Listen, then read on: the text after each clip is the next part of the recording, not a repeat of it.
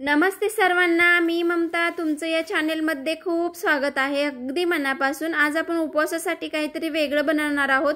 रोज रोज तेच वडे किती खायचं, शाबू किती खायचं, काहीतरी वेगळं बनवूया म्हणून मी हे रेसिपी बनवली आहे। चला तर मग मी तुम्हाला साहित्य सांगते। 1 वाटी साबुदाणा घेतलेला आहे।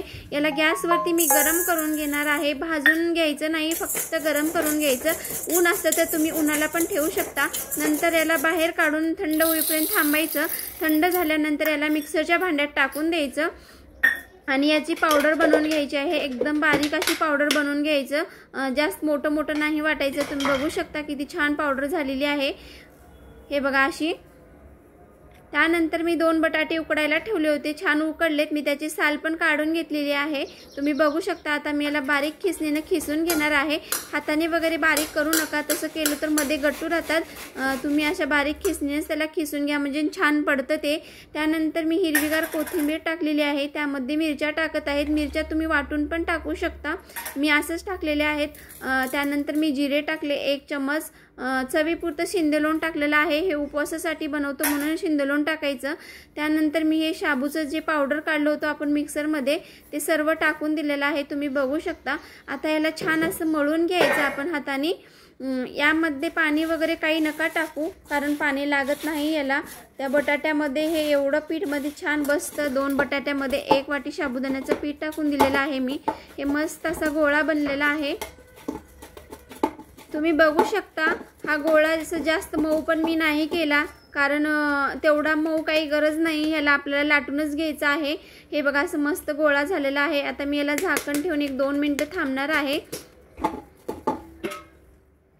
तोपर्यंत मी गॅस पेटवून तेल गरम करायला ठेवते।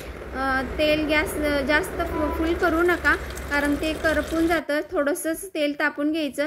त्यानंतर मी पिठाचा गोळा घेतला आणि याला लाटून घेते। यामधल्या मिरच्या बाहेर निघत आहेत, त्यासाठी याला तुम्ही मिरच्या वाटूनच टाका यामध्ये, असंच नका टाकू। आणि याचे कट जे फाटत आहेत ना, ते फाटणारच आहेत, कारण याच्यामध्ये पाणी वगैरे काही टाकलो नाही आपण। हातानेच त्याला व्यवस्थित करायचं आणि लाटून घ्यायचं। काही नाही, ते हाताने जुळतं छान असं। तुम्ही जुळत त्याला लाटून घ्यायचं। त्यानंतर मी पिझ्झा कटर घेतला आणि पिझ्झाचा शेप दिलेला आहे रेक्टँगलचा। तुम्हाला हवं ते शेप तुम्ही देऊ शकता याला। मी त्या रेक्टँगलचा शेप दिलेला आहे, कारण काहीतरी वेगळं दिसतं म्हणून। तुम्ही बघू शकता मस्त। आता यामध्ये मी सुरी घालून तुम्हाला एक काढून दाखवते। एकदम इझी निघतं, जास्त असं काही त्रास पण देत नाही। त्यासाठीच मी म्हटलं की यामध्ये मिरच्याचा ठेचाच टाका, हे मिरच्या असं वर दिसतात। त्यानंतर मी याला तळून घेणार आहे।